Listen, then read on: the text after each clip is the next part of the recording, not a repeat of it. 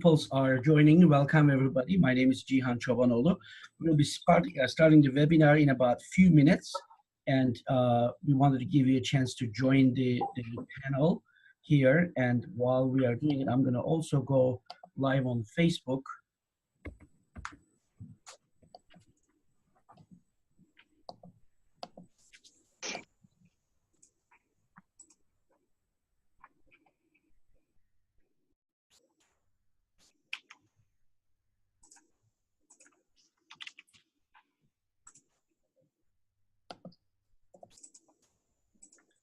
And just FYI, the panelists, when you are not talking, you can mute your microphone if you wish to do so. So I'm going to go live also too on Facebook.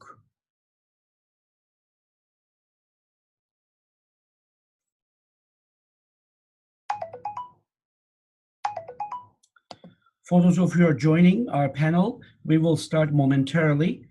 Thank you so much for coming. Please give us one last minute so that we can be live on Facebook.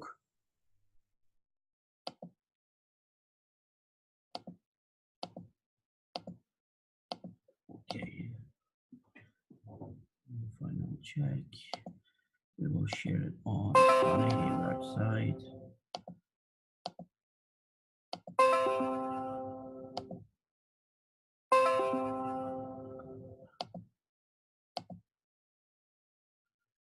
There you go.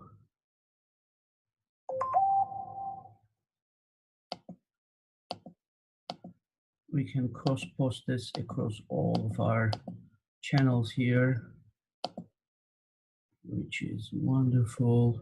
Done. Post this one, go live. Okay.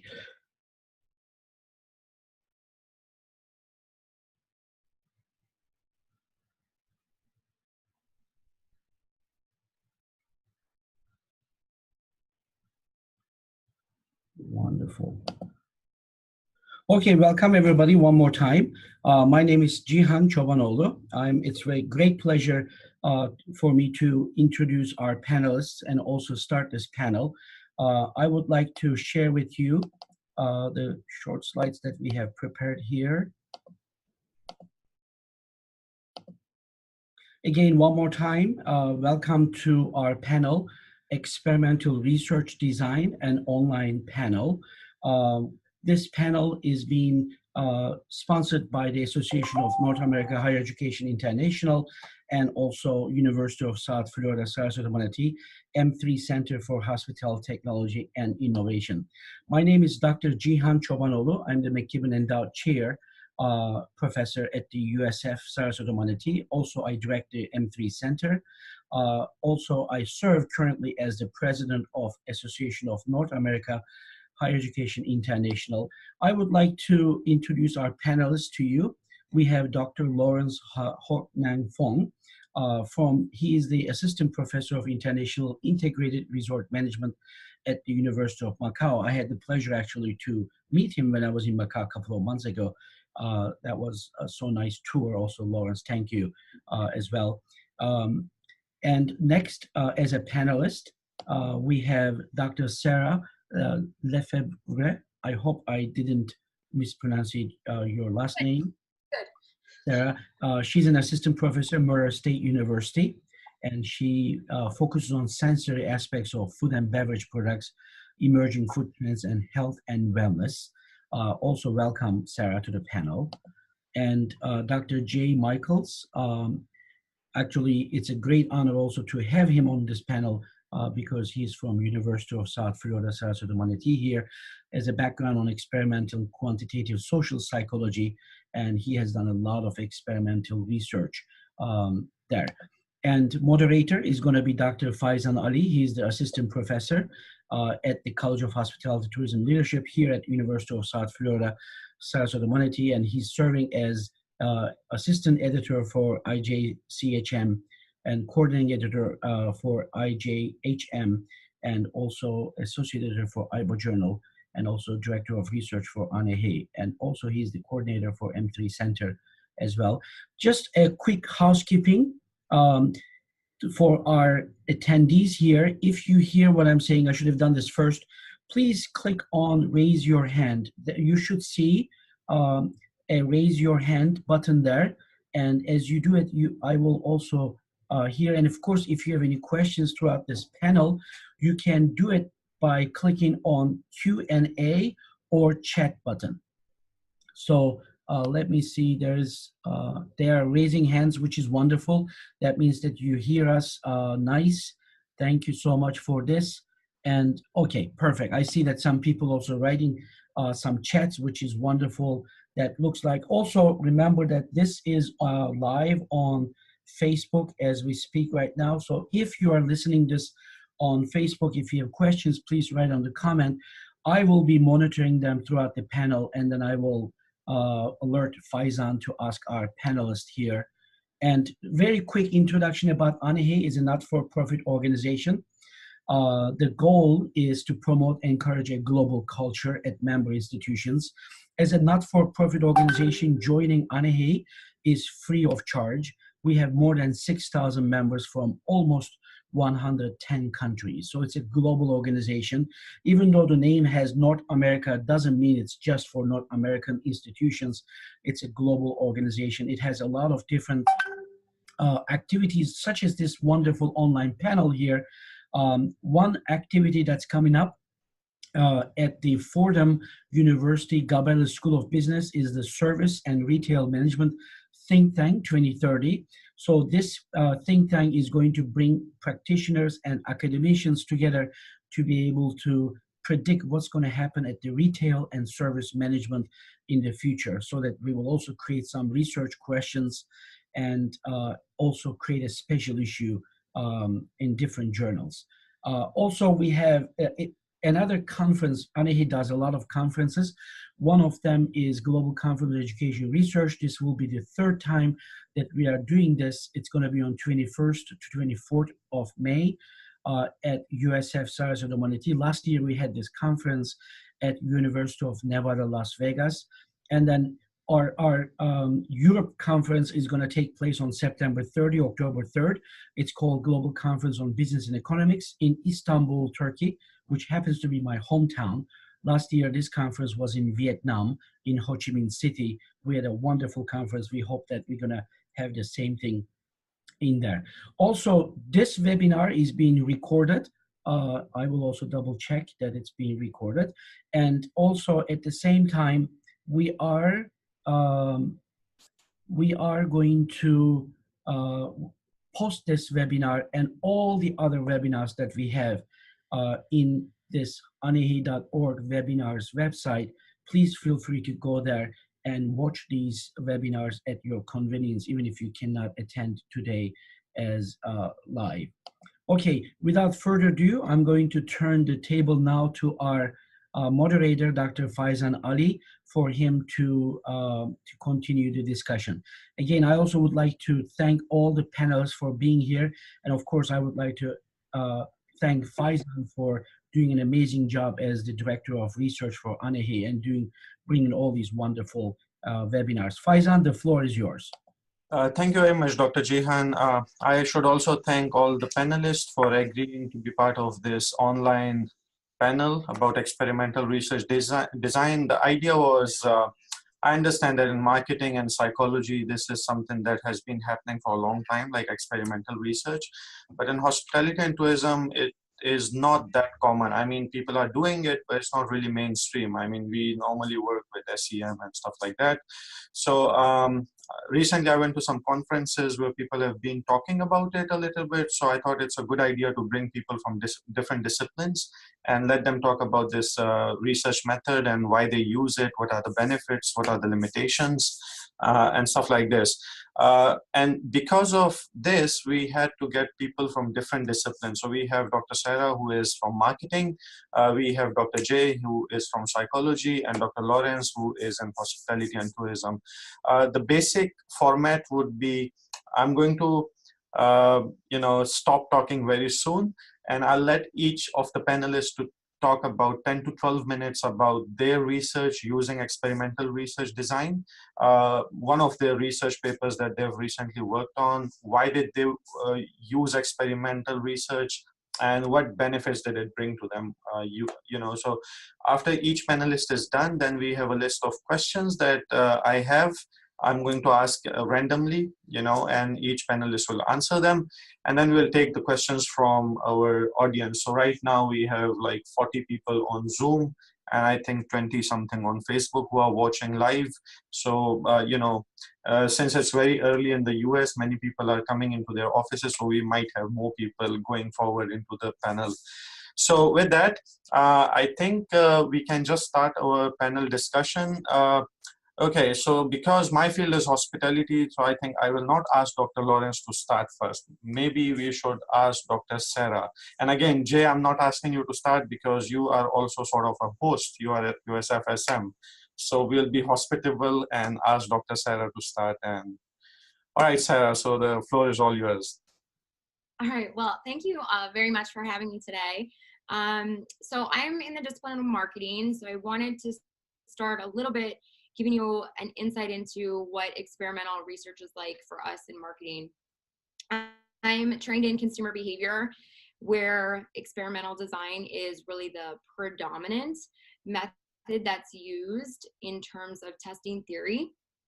So in particular, I work mostly with food and beverage products, where in developing theory, I use different sorts of experiments. There's many different methods in terms of experiments that I use across the board, really to help in terms of, again, testing theory, developing new tools across the board.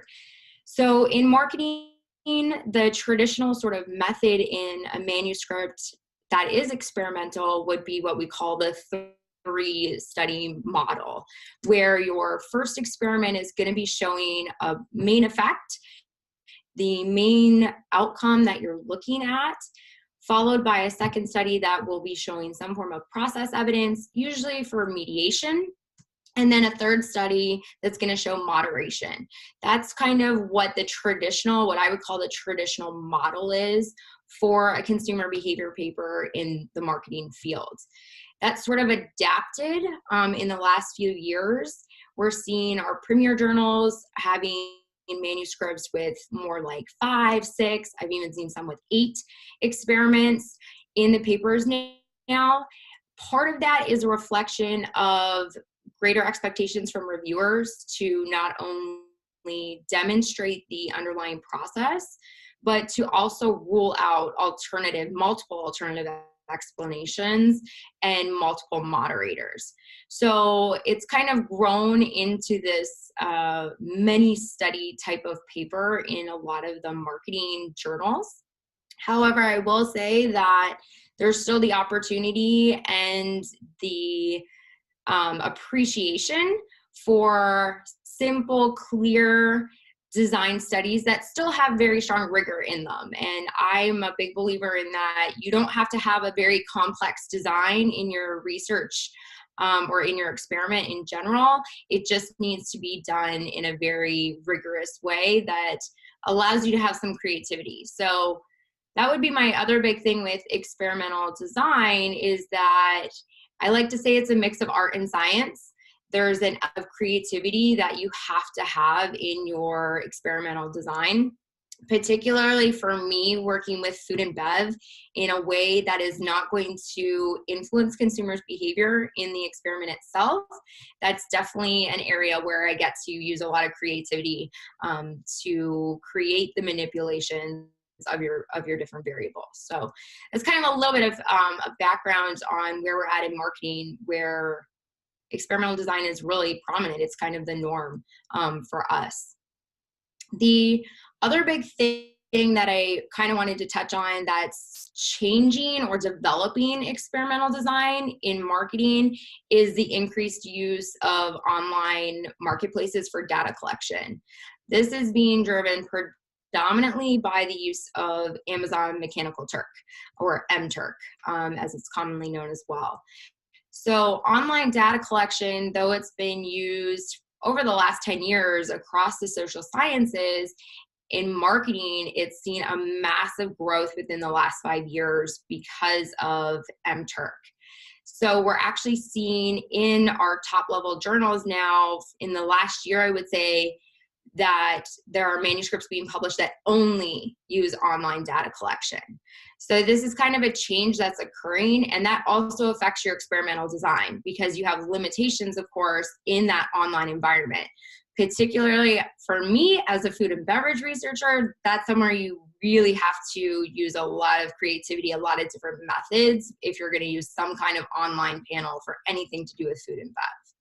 So for those who aren't familiar, because I know that MTurk is not as common across the disciplines, basic idea is that it's an online platform where Amazon takes care of recruitment for you, as well as paying or compensating your participants after the study is done. So you pay upfront, they take care of the payment once it's complete. And you use a third-party hosting site for your survey. So usually Qualtrics, SurveyMonkey, whatever you might be doing to host your actual survey or your experiment. And again, they help you with recruitment and administering that actual survey or experiment to your participants. Now, the growth in MTurk that we're seeing has kind of been coupled with the acceptance. In more and more journals, as I was saying, we're seeing papers that are only using online data collection. So there is more of an acceptance, and part of that is because a lot of the challenges that we are seeing with online platforms, like participant misrepresentation, so not really being who they say they are, or self-selection, they only want to do certain types of studies, or even things like their level of involvement. So are they multitasking? Are they doing 3 surveys at once? We're seeing and developing more and more techniques to help control for those elements, and that's really increased the quality of data that we're getting. So I think that it's going to continue to grow. I know in hospitality they're starting to see more MTurk use, and I think it's going to follow across the disciplines. So that's something that we need to be conscious of in terms of experimental design when we're creating our research projects. So that kind of leads into the study that I wanted to present. If I have time, I might present 2, just because I think it demonstrates how we can assess or look at a research question in an online environment as well as in a laboratory environment, which is where I spend a lot of my time. But particularly, this is a good demonstration for doing a food and bev type of study using MTurk. So I'm going to go ahead and share my screen. So this research project was really looking at the overarching question of how does consumer involvement in food preparation influence their perceived healthiness. So what we were wondering was, as you're more involved, you actually start to perceive that food as being healthier for you because it's customized for you. It's exactly what you want. So pretty basic idea that started this. And we went to MTurk initially because it was an available sample. That's one of the benefits with MTurk is the accessibility. It's there all of the time. So we recruited 110 participants from MTurk. Usually your sample is pretty good representation. Now you can put eligibility criteria on there to only have, maybe you just want women, maybe you want people within a certain age range. We went for a more general population here, or a general sample. So that's what we have. Now, what we wanted to look at again in this was their level of involvement, how it influenced perceptions of healthiness. So very basic experimental design here, a simple single factor, which was their level of involvement. And we had 2 levels, a low level of involvement and a high level of involvement. And as an indirect measure of healthiness, we were using their calorie content perceptions of the food. So we selected the food to be trail mix, pretty neutral in terms of healthiness and unhealthiness perceptions. So the trick here was, and this is where that creative element comes in that I was talking about, is how do we manipulate someone's level of involvement in preparing a food in an online environment where they don't actually touch food? How are we going to do this? So what we did was we gave them a scenario to begin where they were told that imagine you'd ordered a snack item from an online food retailer. You've selected the trail mix you want and your items that you want to receive. Your package arrives with the trail mix. You remove the jar from the box, read the summary information. So the key here was this is the low involvement condition. So they read this in that particular condition. They would read this and see the jar of trail mix. They were told they took that jar out, told what was in it, and then simply to enjoy it. So this would have been low involvement. In the high involvement condition, we told them the same basic scenario, but we told them when the package arrived, it arrived with all of your individual ingredients partitioned out, as you can see in the image, in these individual little cups. Here, they were told that they needed to combine the ingredients and mix well. So again, starting to manipulate that level of involvement, but we needed to take it a little bit more, a little bit stronger in terms of the manipulation. So we were able to use the drag and drop feature on Qualtrics. And in the low involvement condition, we simply told them to drag the jar into the box, and that would represent putting it into a bowl for them. Whereas in the high involvement condition, they had to drag and drop each ingredient into the box on the right in order to put the ingredients in the bowl to be mixed and for them to enjoy. So that's how we manipulated their level of involvement, was through that dragging of each ingredient versus just the single drag for the when it was in the jar in the low involvement. And then both conditions saw their completed bowl of trail mix and were asked, how many calories do you think the trail mix has? Very little versus a lot. So really here, again, very simple and basic experimental design, but implementing that level of creativity in how we were going to manipulate it in an online environment. So if you're interested, what we did see is that in the low involvement condition, they do perceive it as having a lot more calories, significantly more calories when they're not involved in the preparation versus in the high involvement condition when they're actually making it themselves, they think it's healthier. So really quick, because I know I'm talking a lot, but I wanted to compare this to what we did in the actual lab environment, where we were able to work with a student sample. So a lot easier to deal with food products when we're in a live environment. We have the ability to change the environment much more easily than we do in the online. So in this case, we used 70 participants. These were our student sample here at Murray State. Kept the same experimental design, just simple, single factor with 2 levels. And in this case, what we did was we used brownies as the experimental stimuli. So what they had to do is, if you look at the box on the left, this was the low involvement condition. So they received a brownie with chocolate frosting. It was already ready for them. They were simply told to take it from the box, enjoy it, and then rate the amount of calories they thought were in it. Whereas on the right, you see the high involvement condition, where they were given the brownie unfrosted, and the frosting was given in the little cup beside it with a spatula. They were told to frost it themselves.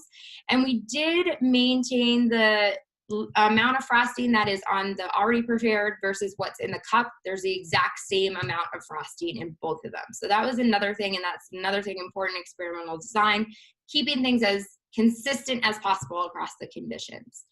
So in this case, that's how we manipulated it, was their actual being able to frost the brownie versus not. And then if you're interested, here we use their actual estimate in an open-ended question for calories, and we see that same effect coming through, where if you have low involvement, you perceive there being more calories than if you have high involvement. So I know that was a really quick snapshot of 2 studies, but I hope it kind of demonstrates in different experimental environments, you still have the ability to have strong manipulations in a simple design that can still communicate what your theory might be and what your story is behind your research. It doesn't need to be super complex. As long as it's, again, interesting and rigorous, you can get through it. So that's what I have for you.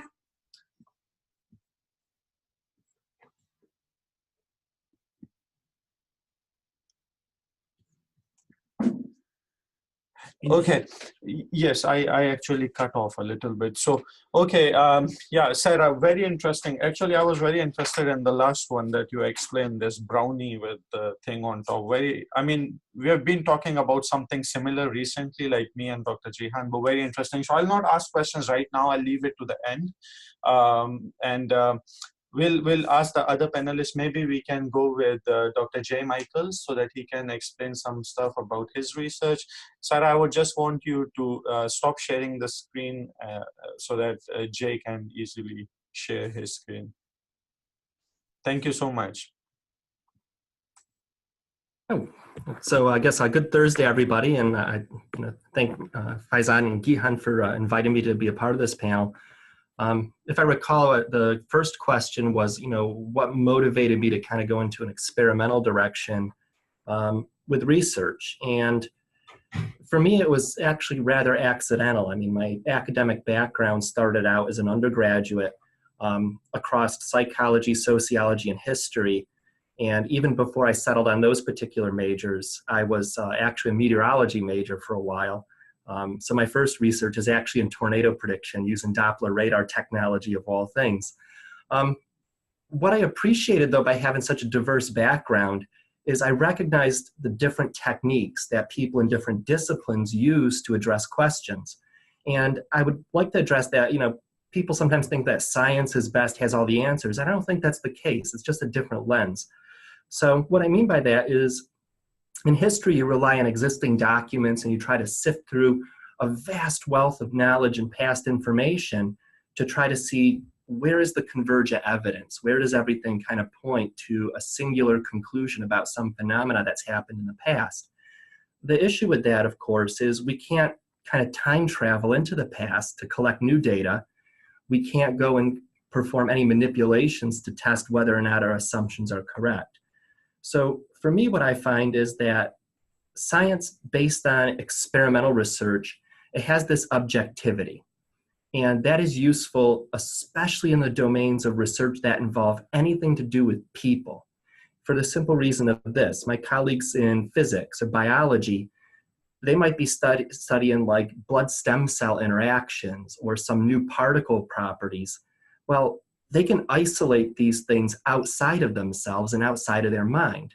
But when we study people, we can't separate ourselves from our humanity. So we always are kind of victim, if you will, to these cognitive heuristics, they're called, these mental shortcuts to make judgments and assumptions.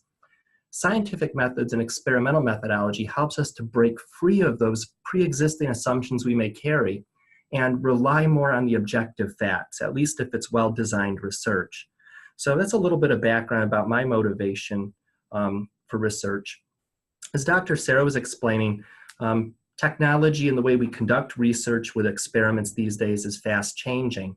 So for everybody who's listening in, I'd just like to kind of make you aware of some of the changes that are likely to affect most fields, especially those that are in the kind of the social sciences domain, like hospitality and business.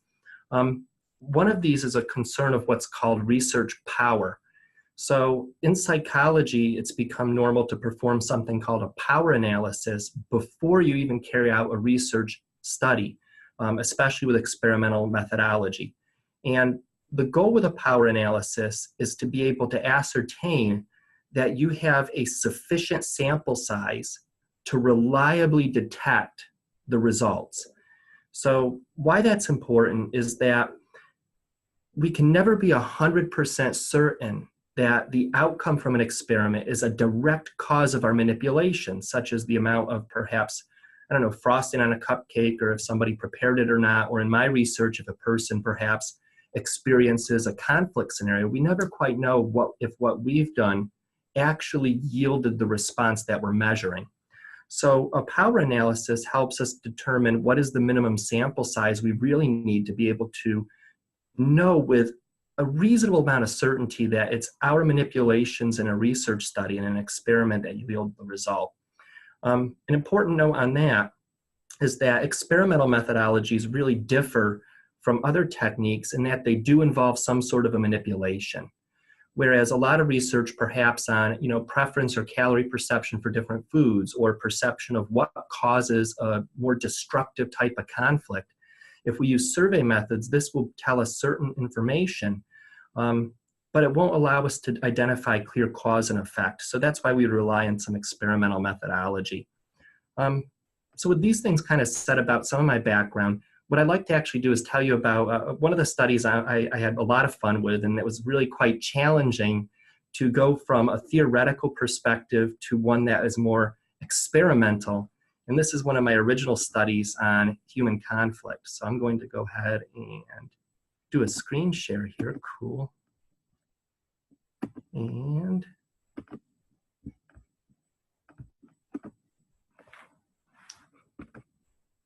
there we go, it's thinking.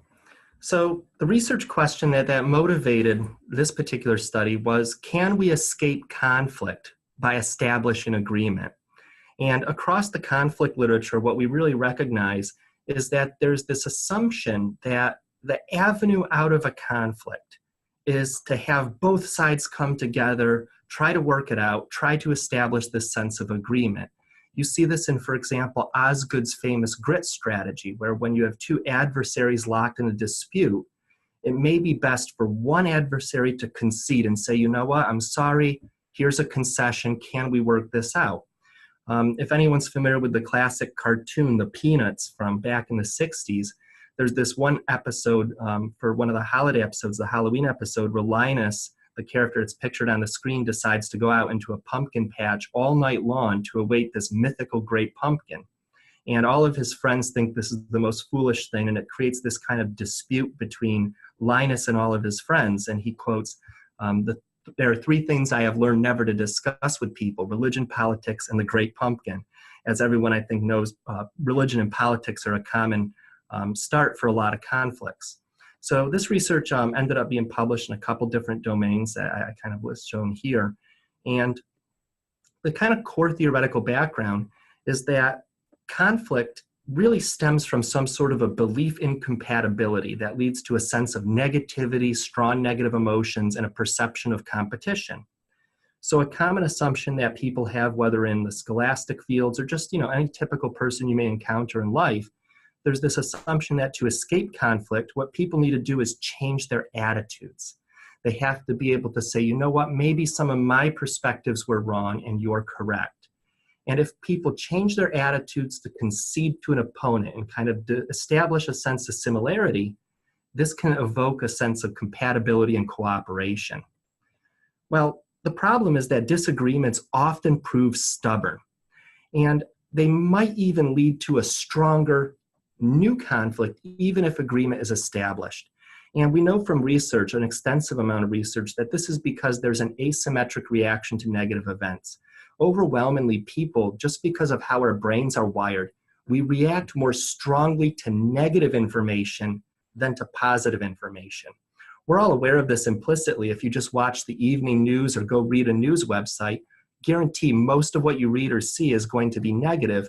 Part of that reason is it captures your attention far more strongly than positive information. So what we end up seeing with this is the prediction I ended up making from this background is that people present this asymmetric reaction, both cognitively in terms of their attitudes and in terms of their emotions, which is the affective domain of psychology, when they experience disagreement versus agreement. So when people experience a disagreement, something kind of conflicting, this is far more provoking of a reaction than agreement. And this provocation is going to lead to an instability in people's attitudes. When you encounter some sudden disagreement about something, people tend to shift the way they think. They're trying to understand, whoa, what's going on here? Did I do something wrong? This will also lead to more negative emotions. The other prediction that's rather unintuitive from the conflict research is that simple agreement alone can't override this attitude change in negativity. That once the disagreement sets in, it becomes something that's rather stubborn. So these were some of the predictions, some of the background I had, and I had to design an experimental study around this. And the experimental study I designed became one of the first studies to look at both how attitudes and emotional states evolve over time in a real interaction. So here's how I set up the study. I recognized that people's attitudes, they might show some degree of change that's just endemic to the person. There are some people who have these very firm attitudes. They resist any information. They have this very strong set of kind of opinions, if you want to say so. Then there are other people that in some ways are a bit more flexible. They're more fluid. They consider multiple perspectives naturally. So in order to account for the individual ways that people's attitudes function, it was important to measure the attitudes up front, and this is establishing a baseline. So by obtaining a baseline in an experiment of whatever you're interested in, whether attitudes, emotions, people's sense of self-control, or their perception of calories, their reaction to different hotel advertising, whatever it may be, if you want to be able to control for all of the vast individual differences people possess, you want to obtain a baseline first. Now, after the baseline, I used the information about how people had their attitudes toward different statements to set up a script for a research assistant to follow during the interaction. And by looking at people's attitudes, we knew what they agreed with and what they disagreed with. So by knowing this information, what I was able to do in the study is set up scenarios where people would interact with an actor, a confederate, who would express attitudes that were similar. Oh yeah, I agree with you. Yes, I think that Pepsi is the better cola than Coke, for example. Or nuclear weapons. Yeah, I don't think there's something we really need to protect our nation. So these type of things. In another situation, though, people could disagree. If they were discussing an attitude about a soft beverage or soft drink preference, if somebody said, you know, I think Coke is the better product, well, the other person, to evoke disagreement, could say, no, I disagree with you, Pepsi's better, right? And this was a controlled experiment. It involved video recording, some nuances that I won't get too deep into. So the way it worked is people came to the lab, and the first session was to just get the baseline. And on the right of your screen, you could see some of the sample questions and how people reacted. For this study, I'm most interested in their level of agreement or disagreement, which is the very first response on the Likert scale there. After generating the script, people returned to the lab for this interaction. We're using the pre-existing information about people's attitudes. The trained confederates, the actors posing as participants, could evoke a sense of cooperation or conflict. So what this shows are the different conditions that I had. In a good experimental design, you'll always have a control. So the control is the condition where people are not exposed to the manipulation. For this study, in the control scenario, people came to the lab and they took turns reading the different statements. So things like Pepsi is better than Coke. They just read that. And nobody ever told one another, the participant nor the confederate, whether they agreed with it or disagreed with it. So that eliminates the sense of agreement or disagreement. Then I had a scenario where they completely cooperated. They came to the lab and the confederate, the actor, seemed to share all the same attitudes as the participant. Vice versa, I had another scenario where they seemed to be just polar opposite on every single attitude. And then finally, most interestingly, I had a couple of studies where the interaction began with agreement, cooperation, but midway through, the confederate, the actor, started disagreeing with everything. It's as if the switch was turned. And the other scenario that was analogous to this, just opposite, is the interaction began with the sense of competition, polar opposites in terms of attitudes, but then it shifted into one where all of a sudden the confederates seemed to be giving in and saying, no, you're right, I agree with that attitude. And that's very similar to what we would predict about how to resolve a conflict, that we start to evoke cooperation that yields some effect. So there's all kinds of different interesting ways to measure your data. I'm not going to get into the details of this. If anyone's interested, I'm happy to elaborate. But as you could see just from these slides, that with experimental designs, the design itself is only one component of the study. In addition to the design, you have to really carefully think about how you measure your data as well as how you analyze it. And this is non-trivial. It's something that is really quite complex, which is why I advocate for interdisciplinary research teams. Invite a statistician to be able to be a part of your study, or someone who has trained in experimental methods. But here's some of the interesting results. First of all, people's attitude change. So on the left axis where you see the zero reflects that from the baseline where they first came to the study versus when they had the interaction. If the score is around 0, it means their attitudes had absolutely no change whatsoever. If the change is negative, this is indicating that they became more stable, that the attitudes ended up showing really little response to the interaction. If the values are positive, what this is showing is that from the initial interaction, or rather before the interaction to the period of time after the interaction took place, this shows where people's attitudes started to show instability. So what we see from this data, going from left to right, looking at the different blue kind of dots with the bars, in the control, in the cooperation, and interestingly in the competition, the kind of conflict alone scenarios, people don't show much of an attitude reaction. So that was an interesting finding because it shows that simple disagreement. If you encounter someone who has polar opposite attitudes and is a stranger to you, that doesn't really faze people. However, what's interesting in the condition, the interaction type labeled PN, this is going from the positive kind of cooperative scenario to the negative conflict-ridden scenario. What we see is the statistically significant increase in the attitude fluctuation. That when some sort of a disagreement all of a sudden crops up in an interaction, people mentally start to have this perturbation, their attitudes start to change. Now, we would think that in a situation where you have this initial disagreement, this negativity in an interaction, if you evoke agreement and if people are going to show concession, try to come together, they should show attitude change as well. But in the far right, the one labeled NP, we don't see that as the case at all. In terms of emotions, what we see here is values below 0 indicate that people experience the interaction as more negative. And what we see in this case is the only one that's statistically more negative is the situation where sudden disagreement, the PN labeled one, right here, we see that's the only scenario that evokes this strong negativity in people.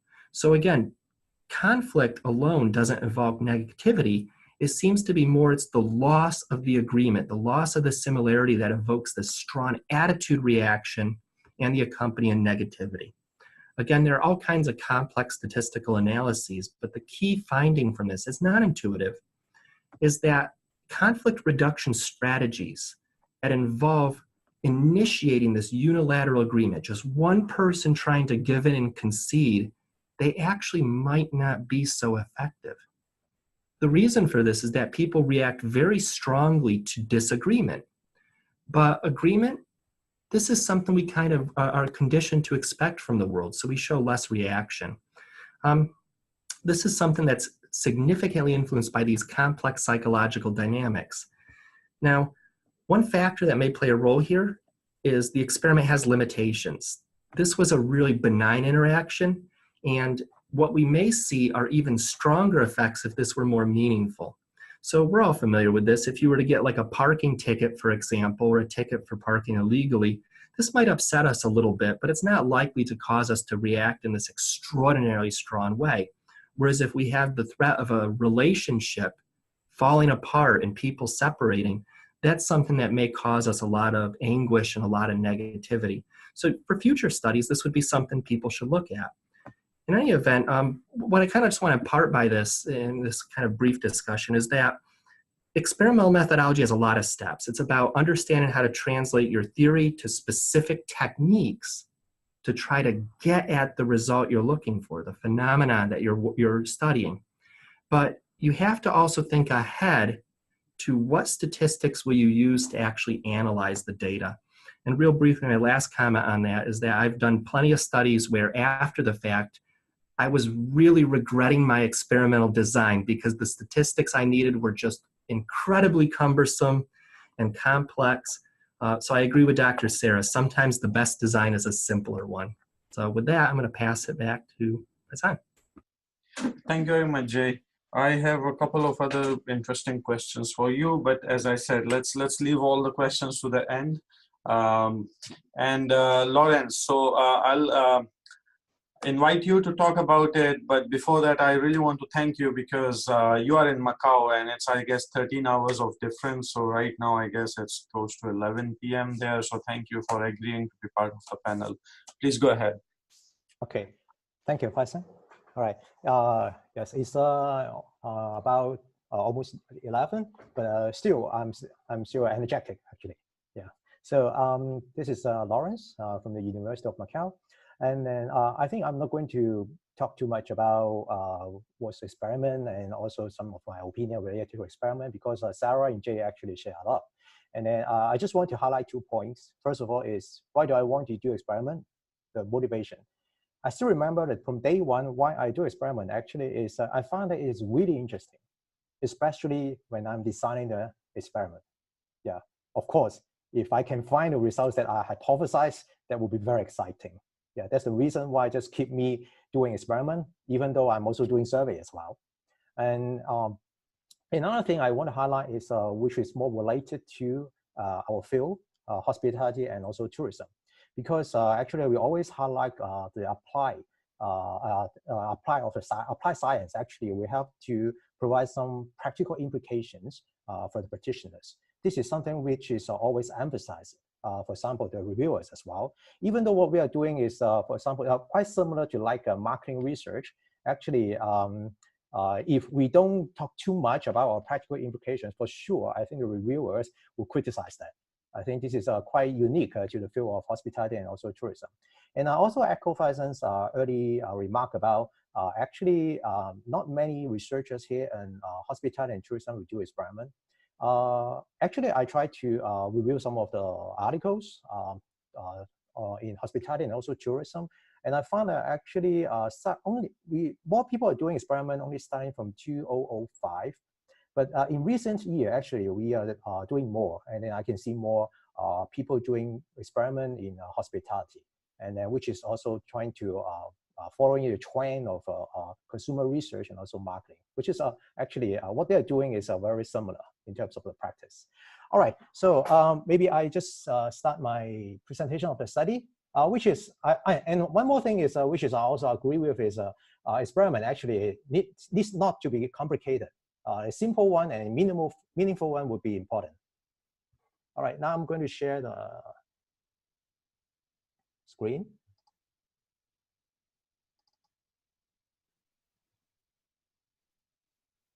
All right.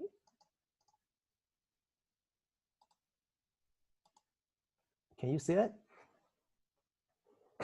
Okay, can you hear me? Yes, yes. Yeah, yes, Perfect. yes. All right, that's fine. Okay, thank you. I just make sure that there's no technical problem. All right, this is our campus. Yeah, and then you're welcome to come to here. All right, and then today I've got 3 agenda items. The study that I'm going to talk about is related to restaurant coupon promotion. Because we are talking about hospitality, that's why we try to choose restaurant.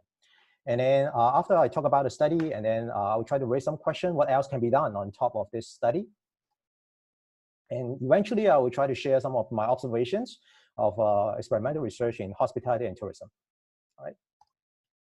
Hospitality management, because we want to do an experiment in a hospitality context. That's why we finally we decided to choose a restaurant, which is actually commonly used in experimental design here in the field. As I mentioned before, of course, theoretical significance is very important because we are doing research, but practical significance are also equally important. This is my opinion because we are in the field of hospitality. And this time we choose to do an experiment related to coupon promotion. First of all, I'll just give you a very brief background why we do the coupon promotion experiment. Actually, because we found that it is a very instrumental, very helpful, even though this is quite an old-fashioned promotional method. Right? However, it is very important for those newly open restaurants because it helps to draw in some customers to try the restaurants and also the products. And then most of the time, when we just look at the coupons, if we can enjoy like 20% off discount compared to another one which we can only enjoy 10% off discount, for sure 20% off will be more attractive from the consumer's point of view. But would it be more effective? Actually, not quite sure. It also depends on the cost as well. Anyway, monetary saving by using a coupon actually is something that which is always used by the practitioners, and it has been tested in the previous research. So in this case, what we want to do is trying to find other variables on other than monetary savings. What else can be done?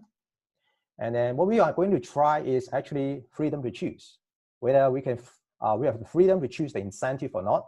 And then here I want to explain what it means is, for example, we have a 20% off discount for in a restaurant, let's say for coffee, for any kinds of drinks, or only for, let's say, juice.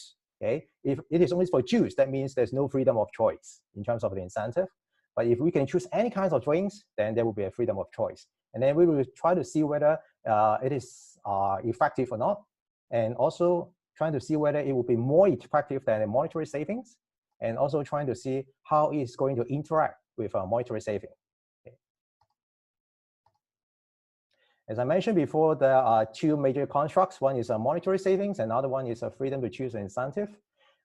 In order to see whether people like it or not, actually, we have to see whether people has intention to use the coupon with these characteristics. And then we know that theory of planned behavior saying that attitude is an antecedent of intention to use. That's the reason why we propose that this will be a mediator. And then that's why the monetary saving will affect the attitude and then intention. And then we expect that actually the freedom to choose incentive will moderate this relationship. That's the reason why we are going to have a moderator mediation model. Could be a very straightforward and simple one, right? Just for demonstration. And then, so how we are going to do it, actually, we recruit 124 students through the Sonos system that we have in the University of Macau. Just to briefly explain what it is, actually, for sure, I think Sarah and Jay would know what it is, because it is very common to use it. Actually, in our university, actually, we have a large pool of students already registered on Sonos. Actually, every time we just make an announcement and then call for participation in our experiment through the Sonos system. And like Sarah mentioned, actually, I also use Quadrix to design the survey and also experiment for data collection. And we did it in a computer lab, which is a control environment. And very straightforward and simple way is trying to give a scenario to the students, to the participants, which is a new sandwich house is going to be open in the campus, and they are going to receive a coupon. We want to put it in the campus because they are the students, and then so that it would be more relevant to them. Yeah, as I mentioned before, actually, practical implication is also important. But because we are doing in the lab, we try to put it in a way which is more relevant to the participants. And then we're seeing that actually the sandwich house is called All-Sleep Sandwich. But this name actually is fictitious. Of course, it's not real because we try to rule out any brand effect. It's a 2x2 between subject design because we have two variables, and then we are going to have two levels for each variable. And for the coupon, actually, we are going to use the black and white color because we believe that actually the color will have some effect on the response of the participants, trying to rule out some of the color effect. One variable actually is a monetary saving. We have a high and low situations. Another one is a freedom to choose incentive, yes and no. So there will be, because of a 2x2 between subject design, there will be 4 conditions. One is here is monetary saving is low, and that here we put a $5 off actually by using this coupon to buy the sandwich combo. However, there's no choice in terms of the sandwich combo because it's a selected one. Another one actually is $15 off. Here I want to mention one thing is usually in Macau, actually my understanding is if we really want to buy a sandwich combo, it may cost around $40. So $5, of course, is a small amount, and $15 would be higher. Right? And then for the third condition, actually, is the low saving and also with choice. The last one would be more seems to be most attractive from the consumer's point of view because they can save a lot and also they have a choice on the sandwich combo. I just mentioned that we have 124 participants. We randomly assign them to 4 conditions. And eventually, we've got 31 in each condition. Of course, we have to measure the constructs as well, because monetary saving actually is manipulated. We do the manipulation check, ask them one item, which is whether they are able to save a lot of money if they use a coupon. One not, actually 7 is yes. Right? Like monetary saving, freedom to choose incentive, we also do the manipulation check as well. The choice on the sandwich combo, which they could buy with the coupon. Not or yes, all right, from 1 to 7. And for attitude towards the coupon, we use 3 items to measure it. Converge alpha 0.906, which is far above 0.7. Intention also use 3 items to measure it. And we also need to think about some of the control variables. And then first of all, is according to the literature, coupon proneness. That means people whether they have a tendency to use a Q point or not, which will affect people's intention to use it. So we try to borrow the scale from a peer study, and converge alpha is good. And another thing, we speculate that actually, if people are more likely to buy sandwich, it seems they are more likely to use the Q point. So that's why we also think that sandwich purchase frequency is a control variable. And gender is a very common one to be a control variable, even according to the literature. And the manipulation check is passed because it's a 2x2 design. Actually, we have to run a two-way and over. And then we found that actually in the freedom to choose conditions, in the low choice condition, the mean is 3.47. With choice actually 5.16, which is statistically significant. And then when we're trying to test it, whether actually the manipulation of a monetary saving will affect the measures of the choice or not, actually is not significant. And also their interaction is not significant as well. In this way, that means the manipulation check is passed. And same logic for monetary saving. Low saving, 4.35, the mean is. And also high saving is 5.04. 06 actually is significant. To test the model, actually what we use is a process. I think it is quite common, especially right now in experimental design, in marketing, right? And then we try to use a version 3. Of course, for this kind of model, actually, in Hayes, actually, we can use a model 7 to do it. However, what we found out in version 3, actually, the covariates will also affect the mediator. That's why we try to customize a model, and then so that it would only affect intention to use Q point. And then we found that actually the interaction effect is significant, and also attitude really positively are associated with intention. And now, first of all, let us look at the interaction effect in detail. Still remember that at the beginning of my presentation, I raised 3 questions. One is freedom to choose incentive effective or not? And then the main effect tells us that actually yes. And then is it more effective than monetary saving? We try to see the main effect of a monetary saving. Actually, monetary saving, of course, also is significant, but compared to freedom to choose, actually is less significant. Okay? And then it seems yes. And how about the interaction, which is also significant?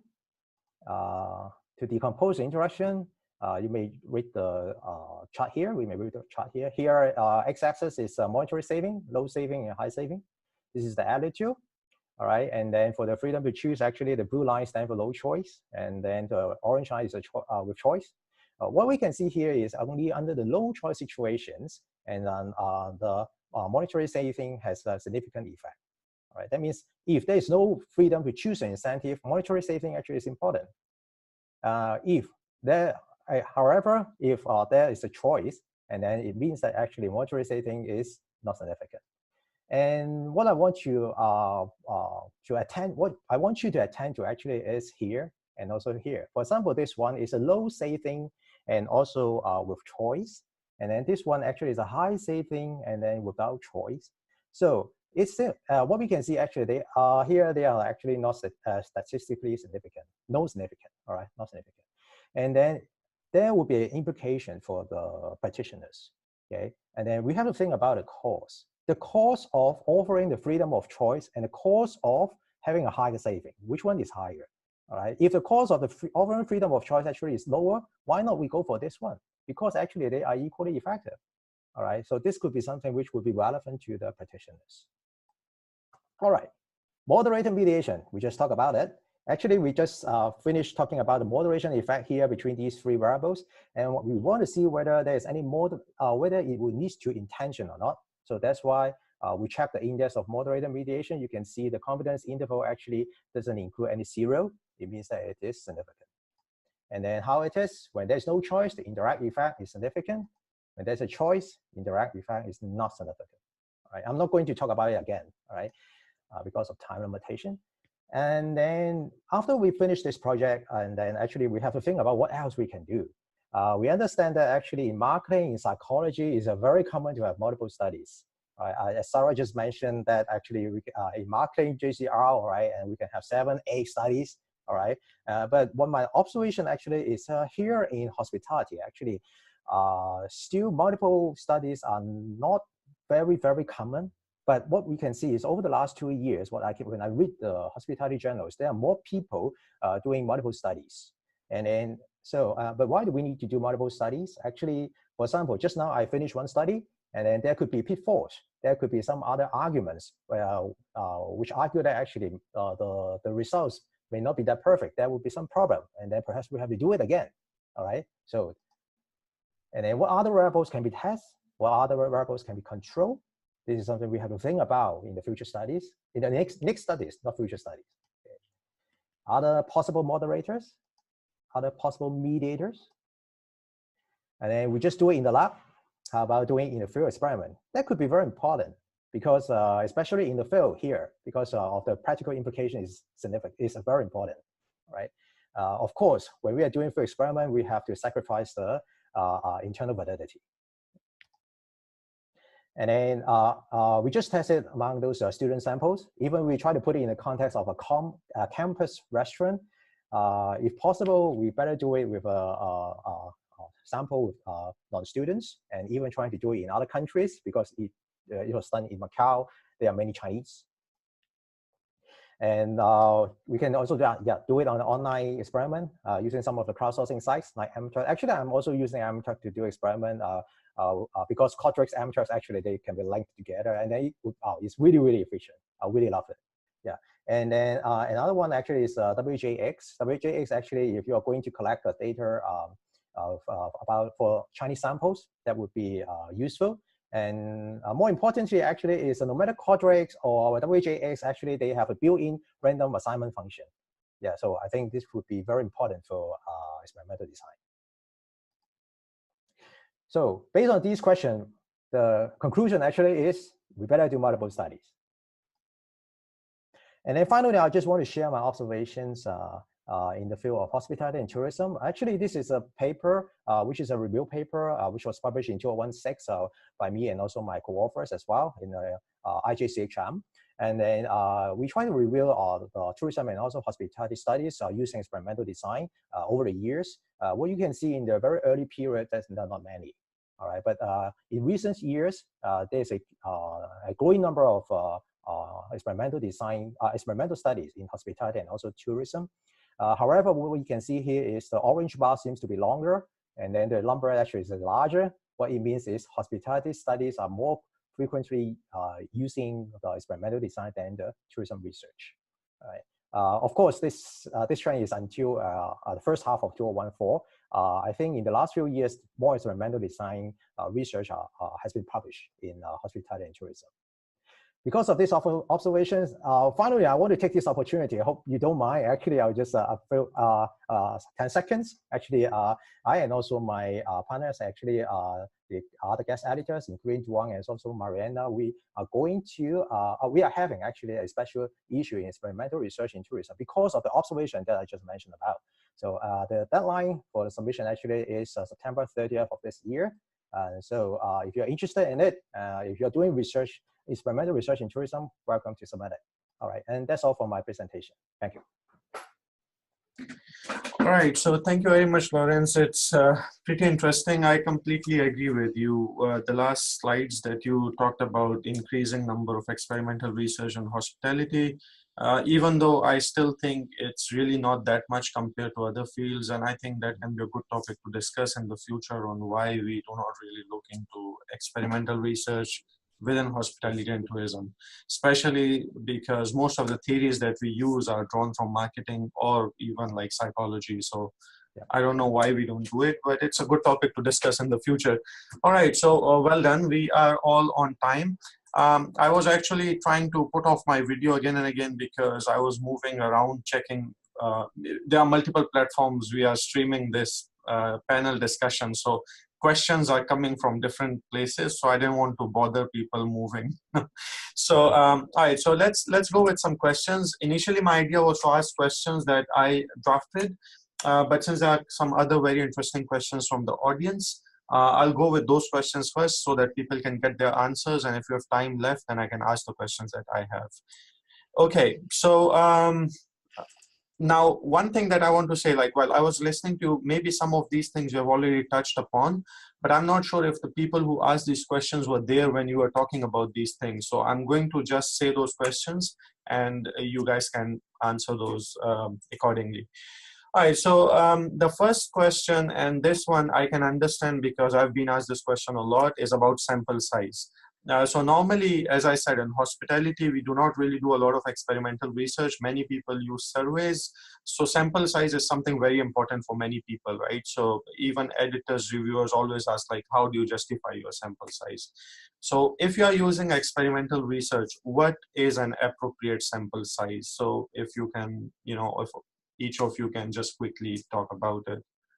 So maybe Sarah, since you are quiet for a long time. Sure.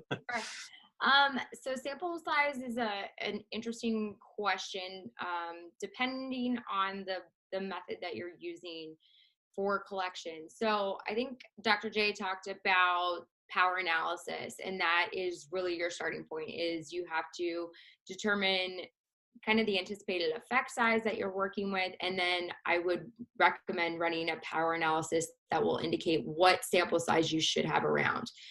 Now, that's a great tool when you are working on a platform like MTurk or collecting online, where you can select the sample size that you want. It does become a little bit more difficult when we're in the lab dealing with student samples. A lot of times our sample size is a function of accessibility and what is available for us at that time. So the power analysis, I like to say, is your absolute minimum that you should have. And then it kind of can depend on the situation you're in and what you have accessible. I will say from recent experience, at least in the marketing discipline, that there's been a push for increased sample sizes, particularly because we are trying to avoid dealing with, is it just that we don't have enough power and that the effect is randomly occurring? So what used to be acceptable, at least when I started my doctoral program, it was kind of considered about 25% was usually kind of okay in terms of getting enough power. That's increased where I've seen reviewers request about 50 per condition in a lab study, and have actually been requested recently in terms of MTurk, they're wanting to see about 100 per cell, which is pretty big. And again, that's just dealing with power issues and trying to ensure that the effects are not random. That's kind of my take on it. Thank you very much, Sarah. Jay, do you have anything you want to add to it? Yeah, a couple things. I think that the power issues in sample size is going to continue to emerge as something important for researchers to consider. And I would encourage, especially anyone who may be like a graduate student or early in their career, it's something really important to familiarize yourself with. As Dr. Sarah was explaining, like when she was a graduate student, around 25 participants per experimental condition, like if you had a control group and then another group maybe rating how much they liked having access to like a coupon that gave you freedom of choice, that was considered something okay. In psychology, that's rapidly changed.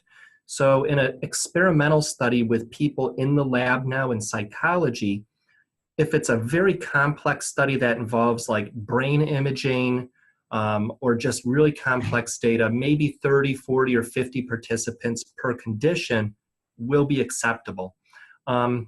In a study that just has people maybe looking at a stimulus on a computer screen and filling out a survey, most journals in psychology now would require a minimum of 150 participants per condition. I've seen 300 participants per condition is something not uncommon. For psychology, mechanical Turk is a special problem because it's recognized that the data is relatively quick and easy to get. So I actually just saw a research article yesterday that was published this past month or so, and their mechanical Turk experiment had over 2,500 participants. So you're starting to see this issue. If you want to really hedge your bets, if you intend to publish your research or do an experiment, I encourage a power analysis. I think it's complex for this talk, but let me show you one really great tool I love. It's called G-Power. And let me do a quick screen share just to show you what it looks like. And Here it is. It should be sharing, I think. No, here we go. There it is. So right here I have G-Power pulled up. It's free. So if you just do a Google search for G-Power, in the help I'll show you the information. And what you could do with G-Power is you need to know your statistics a little bit, but what you could basically do here is identifying what type of statistics you might use. And then all you need to be able to do is know information about, for example, information about your sample size, for instance, and other information, and it will tell you what your statistical power actually would be with that study. But a lot of journals now are requiring this power analysis. My last thought on that is if the power analysis is something confusing to you, find a statistician to team up with. I think that's becoming more and more common now in research.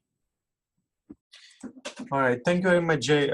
Yeah, G-Power, it's an amazing, amazing tool. I use it as well, and I'm pretty sure that Lawrence also uses it, as well as Sarah. So thank you again. Lawrence, do you have anything that you want to add to this sample size stuff? Yep. Actually, Sarah and also Jay mentioned about we all know that usually per condition, we have the traditional one is we have a 25. And then that's why when we designed the experiment, actually we have over 30. But of course, this is not enough. It's better to have a more sample size. And I also agree that actually we need to use do a power analysis. And actually, Jay really recall my memory about using a G-Power. Last time when I used the G-Power is when I do the R&R. Yeah, that means when I revise the paper. I still remember that in that paper, first of all, I have two studies. And the first study actually is based on the observation in the field. And then because of the observation, and then we try to collect some data and then try to test it, collecting from the field. And right after that, we try to put it in the lab and see whether it works or not in a control environment. And then, okay, it's fine. We finished the two studies and we find the conclusion actually converge. And then we submit it. However, the reviewer actually complained that you better do the power analysis. Yeah, and then in this case, because actually we cannot go back, right? And then, well, also, okay, fine. So that's why we try to check. Luckily, actually, it's not bad. However, because of the comments of the reviewer, still, we have to do an additional study, study 3.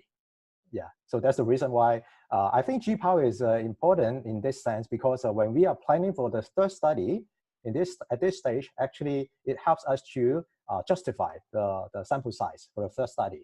And eventually, we finish it, and then also find the same results. So eventually, the paper got published. Yeah. So I think power analysis will be something that we should use in order to determine the sample size.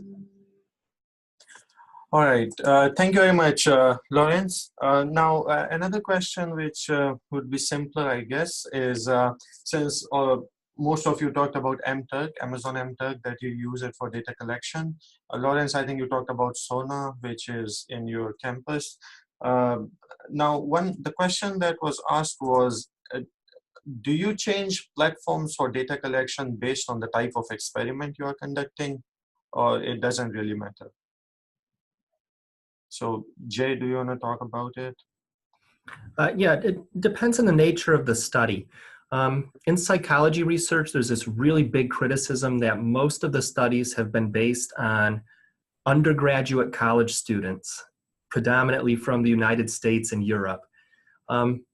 For a lot of things that we might study, like the attention process, I mean, that's really basic, and I don't know, if I make something wave behind my screen or whatnot, that'll probably capture almost anyone's attention, regardless of cultural background. But attitudes towards, like, for example, things in the hospitality industry, the type of message you convey to consumers, there's so many different things that'll actually influence people in different ways based on cultural norms and background. That's where the sampling becomes really important. So as Dr. Lawrence was kind of noting with his study, we're working with undergraduate students over in Macau. The question becomes, would people in the United States react the exact same way? Would people perhaps in China react the same way? So when you start to get to these types of more complex, especially social phenomena that you're studying, then it becomes important to try to get a diverse sample. So in that type of situation, having access to an international sample of participants, which could be afforded through tools like maybe MTurk and some others that are similar, would be really beneficial. So it really just depends on the nature of the sample that you're looking at. Thank you, Jay. So because the time is limited, so I'm going to direct questions to each of the panelists, like separately, so that we can cover most of the questions that were asked. Now, Sarah, you did talk about MTurk quite in detail. So there was a question that said, what are some of the ways to ensure that manipulation worked on MTurk? How do you check that participants are attentive? So that's kind of a double barrel question, two separate issues.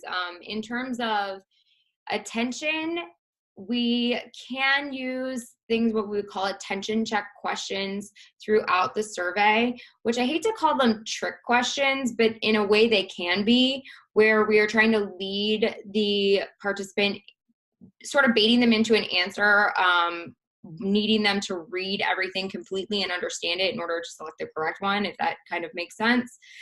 So we can embed those within the survey and then filter based on those if needed, to see if they are actually paying attention. So that's kind of the easiest way. In terms of the manipulation working, which can be related to if they are paying attention, we do include manipulation checks, again, after our primary variables measures. So your manipulation checks can be done in a few different ways. We can have a question that, for instance, in the involvement study, that asks them simply, how involved did you feel in creating this trail mix? It's a very basic attention check question. We can also have other ones that are more even just binary in the way that they're asked. So did you feel that you were very involved? Yes or no? So there's a few different ways that we can do that, but you definitely need to have those attention check questions throughout, not just at the end, because that's a thing that I've noticed a lot of researchers are doing on MTurk, is only putting attention check questions at the very end of their survey, which can be a problem. We run into, it could be just respondent fatigue at the end and all their other responses are fine. So I do recommend, I know in a lot of my studies, we actually start with an attention check question to see if are they actually paying attention from the get-go, and we can eliminate them from the study at the beginning if they seem they're not paying attention. But again, you want to have those attention checks throughout, and then manipulation check questions, again, after your primary measures. Thank you very much, Sarah. Lawrence, there's a question for you, which is actually directed to you regarding your study that you explained earlier. So the question is there any way to conduct an experiment for nonlinear effect? To be specific, like, can you conduct an experiment for nonlinear effect of monetary savings for coupons? Like by adding $7 saving or $12 saving? Yeah, that's a very good question, actually. I think, yeah, as I mentioned before, in the next studies, actually, you can do a lot of things. I think this is something we also have thought of, actually, because at different levels of the monetary saving, actually, the effect could be quadratic, actually. Yeah, so I think, yeah, it's totally possible, yeah, in this sense. Okay, thank you very much, Lawrence. Now, Sarah, one question that came specifically for you was, and again, I think it's about one of those studies that you were explaining, is how did you account for the fact that you might be measuring awareness of ingredients rather than involvement? So I think that question is more, are we manipulating awareness versus just their involvement? So part of that is when we created the stimuli for the two conditions, we do in both conditions highlight the ingredients that are in the trail mix itself. So in that particular study, so we do make a point of making them aware of what's in it, similarly in both conditions. So that would be my number one thing. We do also have another study in this project that does go a little bit more into checking the awareness in terms of, we have different numbers of ingredients. So we have 3 and then a 6 and then a 9 condition, which would in theory, if it was awareness, the effect should get stronger. As you add more things, you become more aware of what's in it, and we don't actually see that happening. So that's kind of how we've done it there. All right, thank you again. Thank you very much. Jay, so one question is for you, and that is, this is not about your research, but a generic question, which is, does social desirability bias affect experimental research design? Yeah, absolutely. That's just another example that people were always in our mind. So in research studies, what will end up happening is participants, if it's something controversial that you're researching, or if it's something where there are these kind of commonly held social attitudes. A good example of this is prejudice. Nobody wants to kind of say, yes, I'm prejudiced against a group of people. It's something that's socially frowned upon. So if you're studying something like that, where people feel very defensive toward what you're measuring, what you're manipulating and studying, what you want to do to avoid the social desirability bias as much as possible is use some form of deception. Now, your institutional review board or research ethics committee will probably need to evaluate your use of deception in some way. But what deception will involve is you just don't disclose what the experiment might really be about. So, for example, in a study about prejudice, what I might do is say that this is going to be a study about social perception, not prejudice.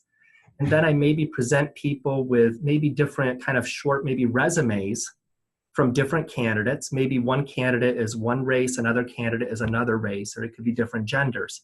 And then I have people rate the candidates.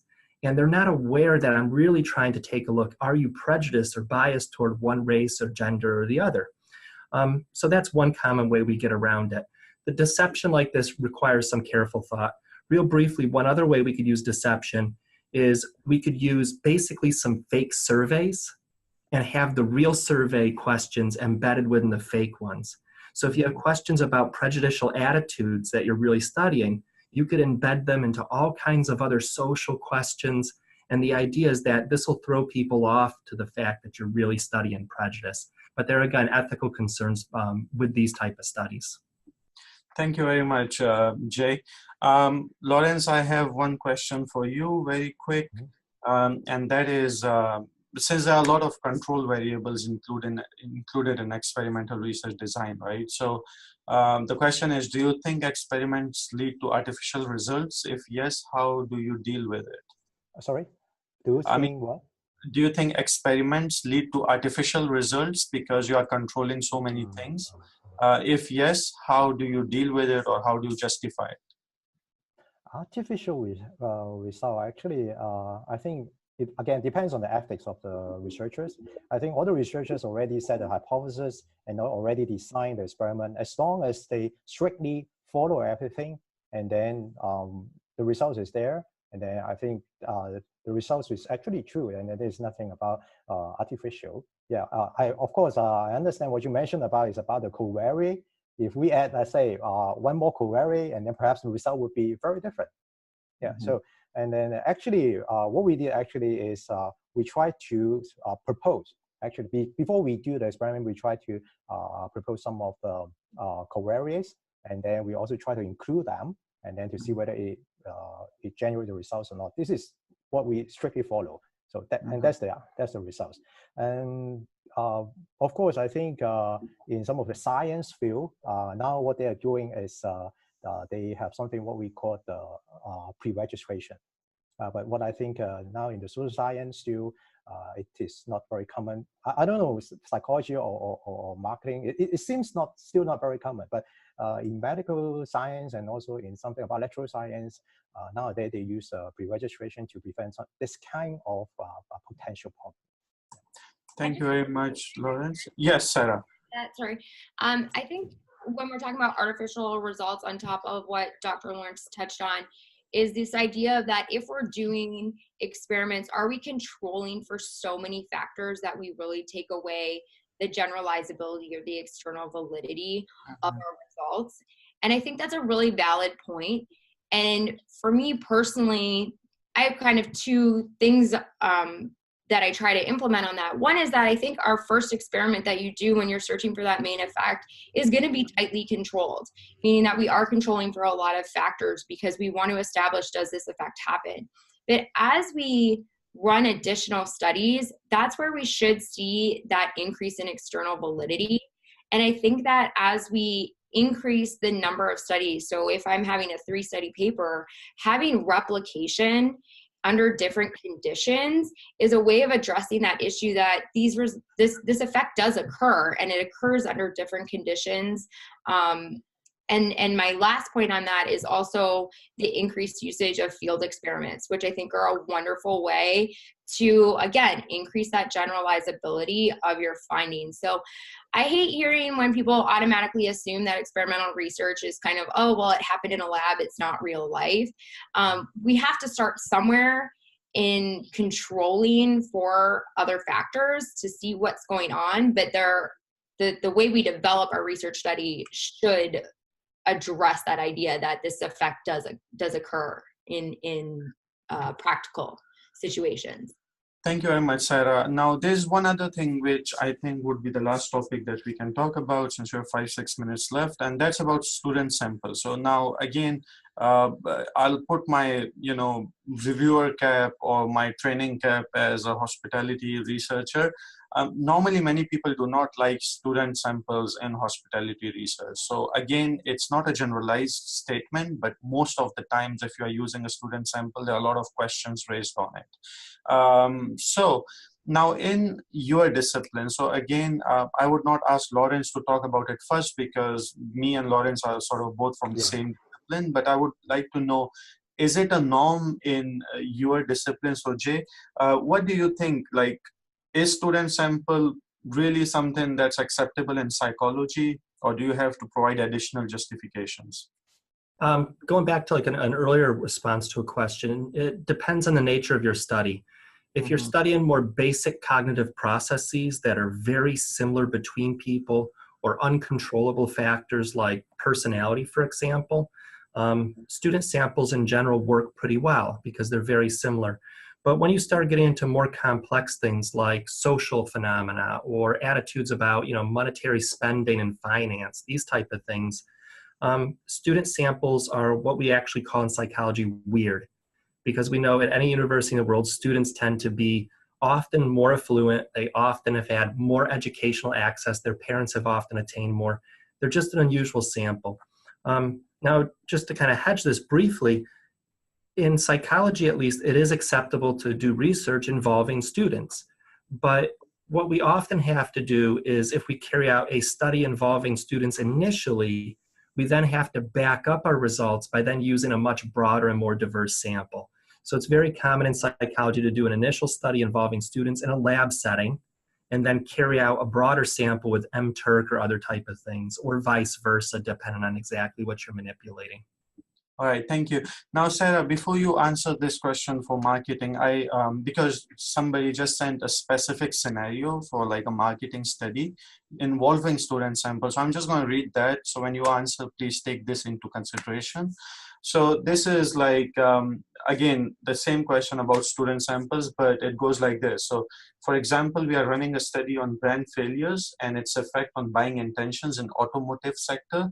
Our sample is students. We are going to manipulate the sample with scenarios. However, to prevent their old perceptions, we are going to use a fictional car brand. Is it possible to use student sample for such a study? Because many students might not have a car, but we ask them to assume that they have our fictional car. Okay, so there would be a couple of things that I think you could do here. I think if a student sample is what you have access to, sometimes that's what it comes down to, is what you have access to. And I think that the design of your study in terms of the scenarios that you use could potentially address their limited experience with cars, depending how you want to frame the scenario itself. So I think it can be done. You can also include questions about, do they own a car?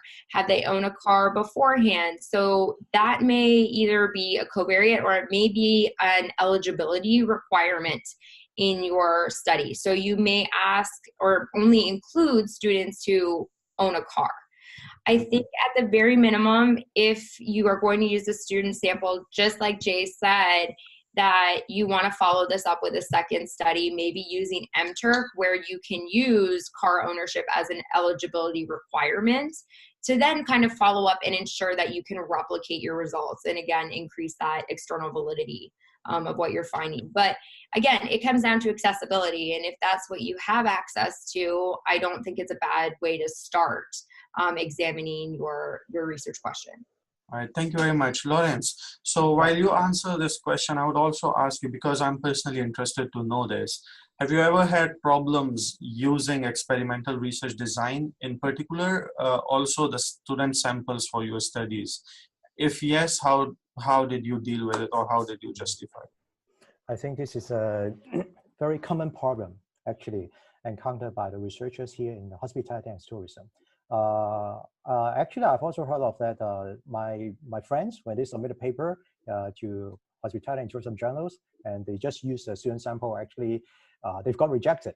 I think going back to the first message that I talked about at the beginning of the seminar, actually, is because in our field, actually, practical and also theoretical significance are equally important. If we can only provide implication based on student samples, actually, it's hard to convince the reviewers and also the editor that actually it could have a significant implication, practical implications. So in this case, especially when I'm doing experiment, actually, even though I do it in the lab with undergraduate students, I will also try to do additional studies, trying to test it in different samples, especially if I want to submit it to hospitality and also tourism journals. I think this is also very important, as Sarah also mentioned about the replications, and then see whether the results can be replicated in the different samples or not. Yeah, so I think this could be the reason why actually if we only have student samples, we got rejected. Yeah. Thank you very much, Lawrence. One last question, because this person who asked the question asked me again to please ask his questions.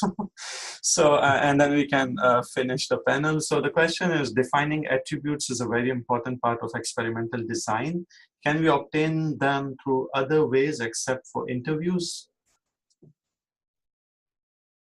I don't know if it made a sense or not, but like anybody can answer this, Sarah, Jay, Lawrence. For me, the word attributes is what I'm wondering. So the attributes, can we obtain them from something other than interviews? What that's making me think of is the data.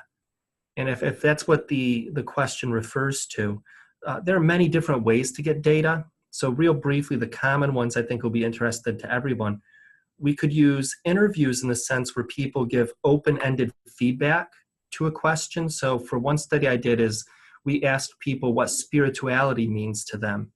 And then they had a free response, and we were able to do some analyses there. The open response takes a lot more work, though, to be able to extract the data. The alternative is to use surveys, which I think most of us have used. There are a lot of nuances and tricks to using surveys, though, as well. So those are two ways. There are also other ways we could use. There's one in psychology. I think they would be interested in hospitality and marketing, and that's called experience sampling. And that's where people wear these devices, for example, that take photos of what they're doing, either in the lab or in their daily life. So you could do a field experiment where maybe they go to a restaurant, for example, and it takes these little snapshots. And what the participants do is they maybe fill out a survey in response to the images, and they do this independent. So if there's maybe an accidental photo of them in the bathroom, you never see it. It's nothing that's going to embarrass them. So that's another kind of technique to get data. But I mean, there are a lot of rich techniques out there and available, not just surveys and interviews. Thank you very much, Jay. Sarah, do you have anything to add to this? I'm actually just reading. I see we're getting some clarification on what they mean by attributes. Okay. I mean the items that they will provide to us later on, like lower high levels of coupons. Okay, so I think it might probably be the conditions that he's referring to.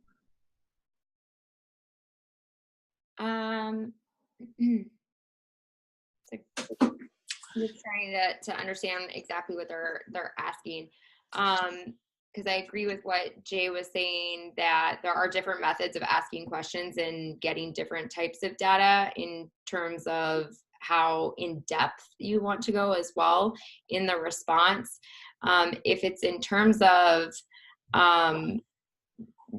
or creating the different conditions, I mean, that depends on what your variables are that you're including. So I'll go back to the example I presented in terms of involvement. In general, the attribute we're looking at is involvement. Now we chose to make it dichotomous in a low versus a high, but we can certainly divide that level of involvement up in different levels as well. So we could have a low, a moderate, and a high as well. I think it depends on what your research question is and what your hypotheses are in terms of deciding how many levels you need to have and how to create them. The one thing I will highlight on, and I know Jay talked about it, and I saw us all nodding when this came up, was just ensure that you know how you're going to analyze your data as you design your experiment. And choose your conditions, because I think we've all fallen into that trap before. So I don't know if that answered the question, but that's kind of my take on it. Thank you very much. Lawrence, do you want to add anything to this? Yes, maybe the last message, actually. Yes. Regarding a condition, I think, again, because in the field of hospitality, we will also consider the real-world application as well. Interview, I think, would be one of the approach to do it. Like, for example, in the Q.1, if, let's say, I know the owner of the sandwich house, perhaps I can talk to him. And then what kind of monetary saving are you going to offer? All right, what kind of, are you going to offer freedom of choice or not? Actually, in this case, then the condition can be developed by the managers. And then we can also test it. In this case, we can also provide some practical implications for him. Another thing, one last message, which I can tell is, I think we can also try to use our observation as well.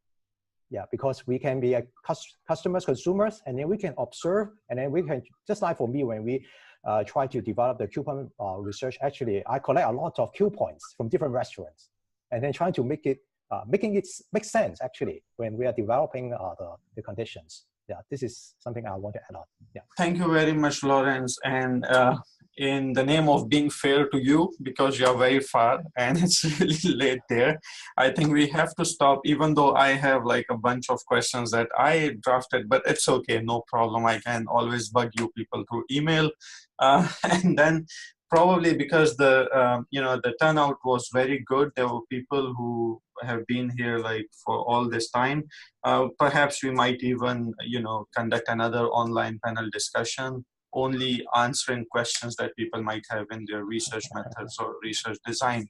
Now, I think that's all from me. Dr. Jehan, do you want to add anything to this? Yeah, I also would like to thank Lawrence, Jay, Sarah for your time. I appreciate it. Also, Faizan, to you as well for putting this wonderful panel.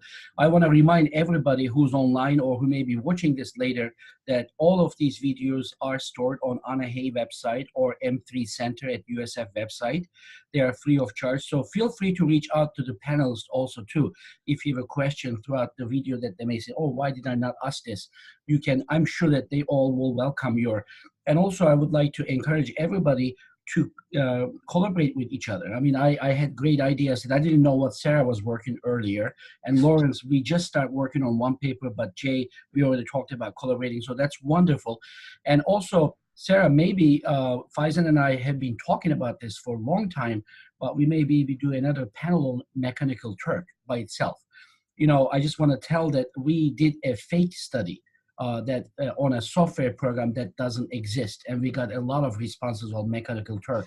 So maybe it's a very good idea to have a panel or maybe even an article to prevent, from researchers falling into traps, because there's a lot of, overcomes. But that's for future. But again, thank you to all of you, and thanks, Faizan, for doing this. Have a wonderful day to all of you. One other thing I want to add here again, like after thanking everybody, since we are trying to promote different things like research methods and stuff, and we've been very lucky having all these amazing scholars who are willing to, share their knowledge. and experience with everybody else. And we have also got emails, people thanking us for putting this together, for not having access to many amazing speakers, right? So if anybody who is listening is good at something, or if they know anybody who is good at a certain research method or anything new or unique, please reach out and we will arrange a webinar or a panel or whatever, so that you can talk to a larger audience and many people can benefit from your knowledge and experience. The more you share, the more you gain, right? That's our motto for the organization. Thank you again. Thank you, Lawrence. Thank you, Sarah. Thank you, Jay. Thank you, everybody. Yeah, bye-bye. Thank you, Qian and Faisal. Bye-bye. Good night. Thanks, yeah. Okay.